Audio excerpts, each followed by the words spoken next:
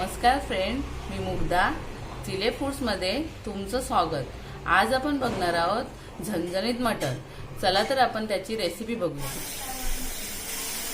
इथे मी अर्धा kilo fresh असं मटण घेतलंय, स्वच्छ धुवून असं। आणि इथे मी 2 मिरच्या घेतल्यात, हिरव्या मिरच्या, 9-10 लसूण घेतल्यात। हे अद्रक आहे 1 इंच, ते मी जरा असं बारीक करून टाकते यामध्ये।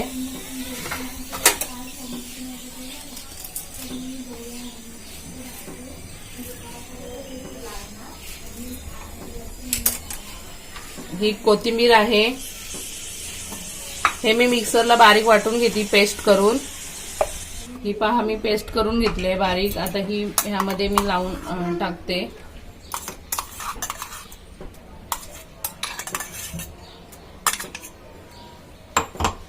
आणि हा बारीक चिरलेले 2 टोमॅटो आहेत,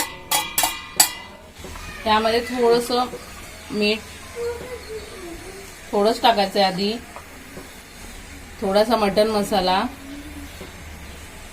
हळद टाकायची आहे, थोडंसं तिखट। आणि हे सगळं मिश्रण आपण कुकरमध्ये टाकून पाणी टाकून त्याला 7-8 शिट्ट्या करून घ्यायच्या।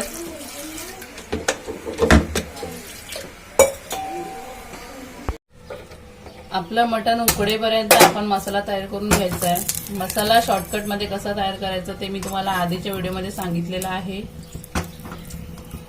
अशा पद्धतीने मसाला केल्यामुळे आपला मसाला पटकन असा होतो, खोबरं किसायची गरज नाही किंवा कांदा कापायची गरज नाही। 3 लाल मिरच्या टाकल्या आहेत, थोड्याशा नॉर्मली भाजून घ्यायच्यात त्या।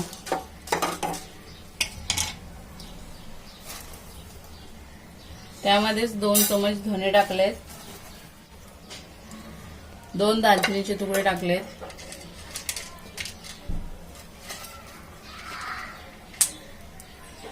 6 लवंग टाकलेत, 7 ते 8 काली मिरी। नॉर्मली असं आपल्याला हे गरम करून घ्यायचंय, धने मिरची वगैरे भाजायचे नाहीत ते जास्ती। आता हे मिक्सरला लावून घ्यायचंय, बारीक पूड करून घ्यायची एकदम गरम गरम असताना। हे बघा अशी पूड करून घेतल्यावर आपल्याला हे खोबरं आणि कांदा बारीक वाटून घ्यायचा आहे। त्यामध्ये थोडं पाणी ऍड करायचं म्हणजे व्यवस्थित वाटलं जाईल। तेल गरम झाल्यावर कढीपत्ता टाकूया, त्यानंतर बारीक चिरलेला 1 कांदा,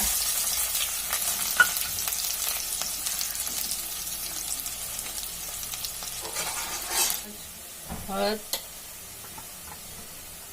अर्धा चमच मटन मसाला, 1 चमच लाल मिरची पावडर टाकून घ्यायचे।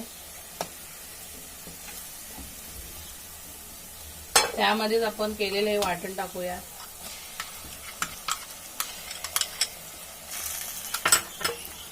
आणि परतून घ्यायचंय, लगेचच परतायचं आहे, नाहीतर तिखट करपू शकतं।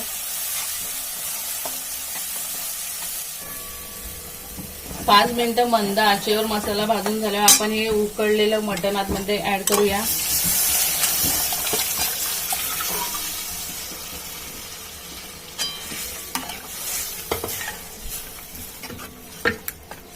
गॅसची फ्लेम फास्ट करायची आहे।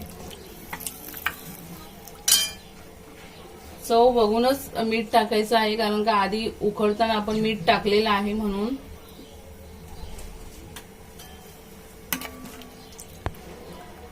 आता आपण याला 10 मिनिटं उकळी यायला द्यायचं आहे। आपलं झणझणीत मटण झालेलं आहे, तुम्ही बघू शकता। छान असा कलरही आलेला आहे आणि सुगंधही एकदम मस्त येतोय। आता गॅस आपण बंद करूया आणि खूप सारी कोथिंबीर टाकायची आहे।